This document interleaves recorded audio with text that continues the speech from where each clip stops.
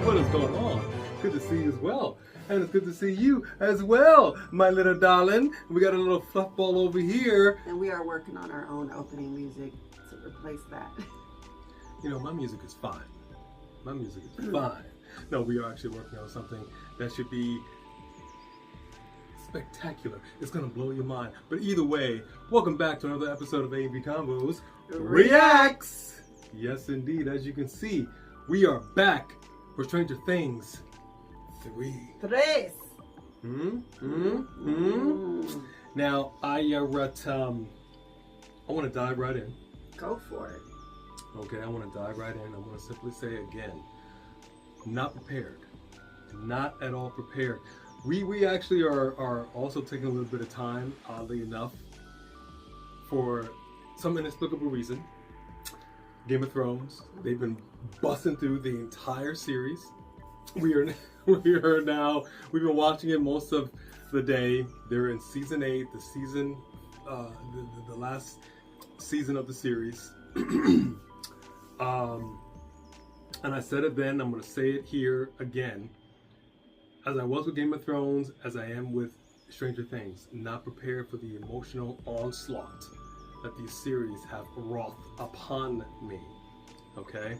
But I will say this. Season 3, and I told you this, I had a feeling, because season 2, as good as it was, as emotional as it was, I said to myself, the end of this season, you seeing everybody kind of coming together, it's kind of lovey-dovey and what have you. And I said, I hope season 3 is not going to be the growing pains. We're out of the honeymoon phase of these relationships, and things are going to kind of go sideways. And then, boom, there we are. It's exactly what ended up happening. I mean, you know, isn't that what keeps a show good? Is the turmoil, the, you know, trouble in paradise. I mean, nobody's going to watch it if it's just all smiles and butterflies and rainbows. But this is not a soap opera, okay? Yes, it is. Oh, yes, it is. It's a soap opera with demi-dogs and what happened monsters. to the days of Chandler and Monica where they just got together? Then it was just bliss. Towards the end of it, just bliss. Yeah, it's a different kind of show. That's what I want, okay? I can't take this I'm in a very emotional state in my life right now. So this is probably not a good idea for me to be watching this, but I'm gonna push through because yeah, we had all kinds of interesting things happening. And we also invited a little bit of the Ruskies. As you might or may not actually remember, the 80s was a very interesting particular time when it came to the Russian Cold War. Yeah. It was legit. And a lot of the cinema, we act like they were TV, our only enemy out there. there was a lot going on. A lot of the entertainment of the time was very heavy with, like, you know, there was once upon a time there was an East and West Berlin. You know, like there was a wall. Like in Game of Thrones, there was a Great Wall that's separated. Divide. So yeah, we have the Russians that are getting involved in this. There's an underground bunker. There's all kinds of craziness and shenanigans, if you will. But we've got this fleshy creature. It was smoke, and now it's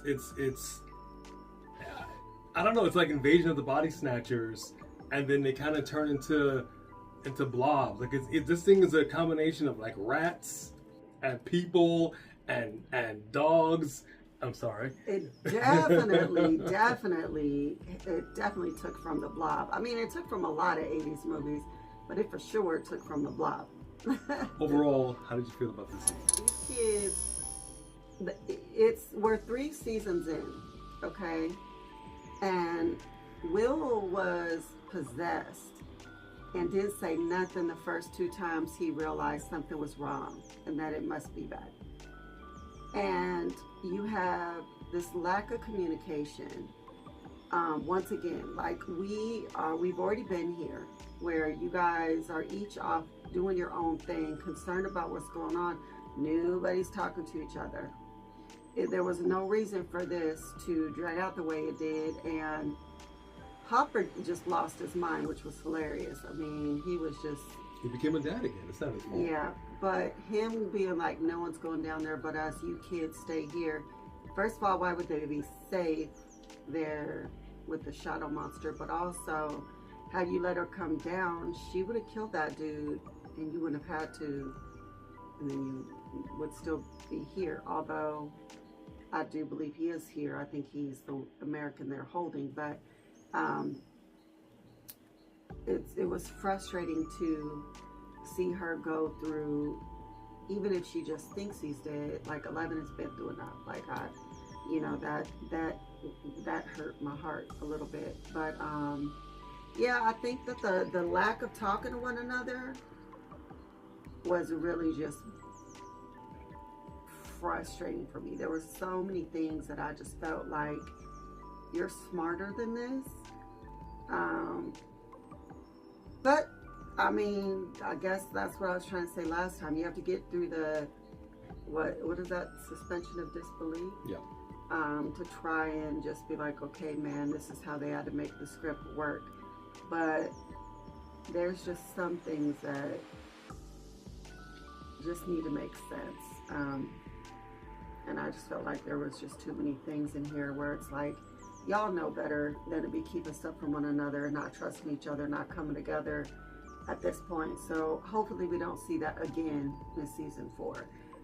But other than that, I really liked 11 coming into her own, having a girlfriend, like, you know, getting her own style, starting to choose what her style is. Just being like mouth breather, like she's just turning into like a typical teen, although she, you know, she could kill everybody, so she's not gonna be a typical teen, but she's starting to just go to the mall and hang out. And even though that's dangerous, I could see why she'd want to do it. She's always wanted to just be a normal kid. So I liked that. I appreciated that part of it. She looked bitchin' in this season, as they say, bitchin'. As the kids like to say, bitchin'. Mm-hmm. Yeah, no. I gave that some thought. I realized this season, for me, there was an overall arcing story of communication. I don't know if I want to give the writers that much credit or not. I don't know if it was intentional or not. It could have been. But it definitely for sure lent to communication. Like you said, the fact that Will kept this to himself. And for me, for me, if all of this had happened the first 2 seasons, and keep in mind, these are people just living their life in a small little town, you know what I mean? Just going to school, doing whatever they're doing on the phone, what have you, kids sneaking in, sneaking out. And then all of a sudden we get this science fiction, whatever all this stuff is going on. Not once, but twice. 2 seasons worth of stuff happening. By the 3rd season, everybody seems to have just kind of forgotten and are just trying to live their life. And that's something, to me, I'm just like, how do you do that? You've got to, I would be in a bunker like we saw. I would be in a bunker for sure, keeping it closed, locked down, trying to study and learn everything I can about the Upside Down and how we can prevent this from ever occurring again. But everybody's just trying to kind of do their thing. And so because of that, there was a lack of communication. We saw all of these relationships just not being cohesive. Mm-hmm. Nobody's really talking until more so kind of in the middle of the season when they're starting to put the pieces of the puzzle together. Mm-hmm. But even then, and we saw this with Hopper not saying what's going on with Elle, not really communicating with her. This whole season to me was just about communication. Mm-hmm. The lack thereof and how important it is to do that. And there might very well be this overlapping with the entire series because they're using these walkie-talkies to communicate. And we see how there are times when that communication just doesn't happen. We're out of range, and he goes up to the hill trying to communicate with his lovey-dovey. They're singing a song, which I think was just adorable. Oh but my even gosh, then, one of the best parts of the movie. And yes, we were singing along. we were, because that's a classic song. But even then, he was having a hard time getting a hold of her at first, and people were like, "Well, maybe she's not real," you know. So there was a lot of that going on. And then by the end of the season, everybody for the most part came back around. But then, of course, at that point, it reminded me very much of Poltergeist. At the end of that movie, when they leave, they go to a hotel, and he takes the TV and puts it outside, and he closes the door. So finally, they're like, okay, we're gonna go. Elle, you're coming with us, and we're bouncing. So at this point, I'm like, how are we gonna bring this around? Clearly, there's still there's a seam. I don't know if I want to call it a crack. There's a seam in that opening. It's not fully closed. It's sort of like it was at the end of Superman 2025, where they were standing there, and Superman's like, huh. It's a little. There was a last scene. Crooked. There was a last scene showing you that there was some kind of something that survived or got out of it. No. I know. I'm saying it was. I'm saying right. It wasn't a smooth. Right. It was. You could see a seam, and I'm saying it was like the end of Superman 2025 when he had put everything back together again. But there was still like a seam. Wasn't the only entrance? That's not the only entrance. There's an entrance in a tree. You know what I mean? Like that's my thing. Is like it was not just one entrance. There's a lot happening. So let's do favorite scene and worst scene, and y'all could do the same for us in the comments. So let's start with my favorite scene. I'm gonna say that my favorite scene was actually Billy's redemption at the last minute. The fact that she got through to him, Elle got through to him, and they made you kind of feel for him with the flashbacks, and the fact that he stood up and died to protect her at the last minute was my favorite scene. I'm so glad that they had that for him. I like the fact that we didn't really talk about this yet, that you had Elle meet sister number 8, and she was living her life. She had her crew, and quick shout out to Kai Green, man. I didn't even realize that he was in the show. Bodybuilder pro Kai Green. I'm a fan. Oh yeah, you gonna cut your hair like that? Yeah, we're gonna cut all of this, and we're just gonna have the Kai Green ponytail out the back. But no, it's I would say that was actually really cool, because the scene that I liked with, I think, the best, and it's kind of a split, when Elle ultimately says, listen, I gotta go. I got friends and family I gotta get back to. I gotta protect them. I gotta save them. And they're running, and she puts up the wall, in their mind, and they're trying to get into the van. And then you see she has that moment in the van. She's like, hey, dude, like she really. That's my family, yeah. Like she got in here. This sucks. Like there was a moment there. I'm like, okay, we got through. And then the gentleman's name, who I cannot remember right now, but the Russian scientist that at the end was helping them out. I just love the fact that he was like, listen, I'm on your side now. And I think that my favorite scene really was when Hopper just kicked him out of the bunker. Here you go, gun, and he's over here trying, like, no, just listen. He's starting the car. I think he's like, no. And then he actually stopped, and then came back, and Hopper's just, you were saying? I loved it, because this is a guy that in many ways feels that he's right, and sometimes he's not. And this is the thing about the show, and especially this season, not everybody's right about everything, and this is why, for me, it goes back to communication. Yeah. Everybody's a piece to this puzzle, and if they just talked to one another and better communicated, things would be so much better. And we saw a lot of that. We saw it with Steve Harrington, and he's having no luck with the ladies at all, but he's making friends. Just because you're a jock in high school don't mean you're going to be a jock all your life. So those two scenes, I would say, are definitely split tie for favorite. I think that my most frustrating scene that I was screaming at the TV was when Nancy and Jonathan are in the hospital, and the guys they're fighting, when they finally kill them, become the Blob. And then they come together, and you can see that these two blobs are crawling to each other to make something. And instead of going, both of y'all was standing in front of an exit. And instead of going out the exit to go warn anybody else and to actually maybe save yourselves, you just stood there. What are you doing? In what world would anybody just stand there to watch and see what it's gonna make? Who cares what it's gonna make? It doesn't matter if it makes a toaster strudel, you should leave. That was so stupid. Whoever directed that was dumb. Couldn't get behind it. It was just dumb. It was too dumb for me. And then I have one other thing that I'm confused about. But give your bad scene, your worst scene, and then we'll see if we could work through my confusion. The scene that was my least favorite would be the scenes where Billy was in his car in the parking lot when they were at the mall. Which, shout out to the 80s malls, man.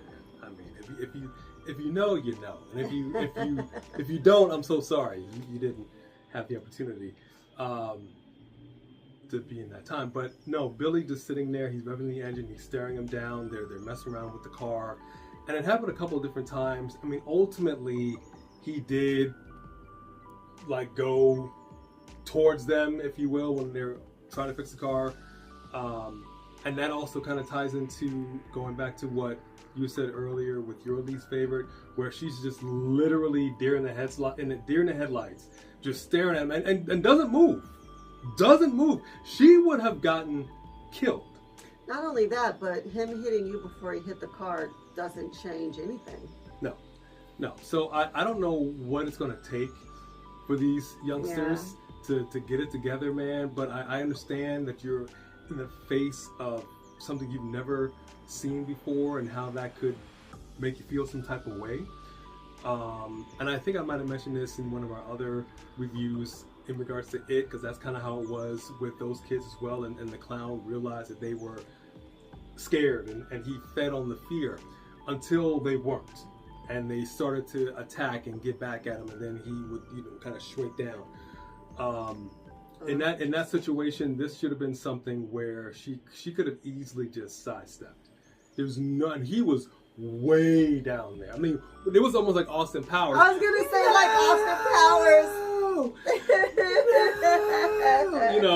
Watch out. No.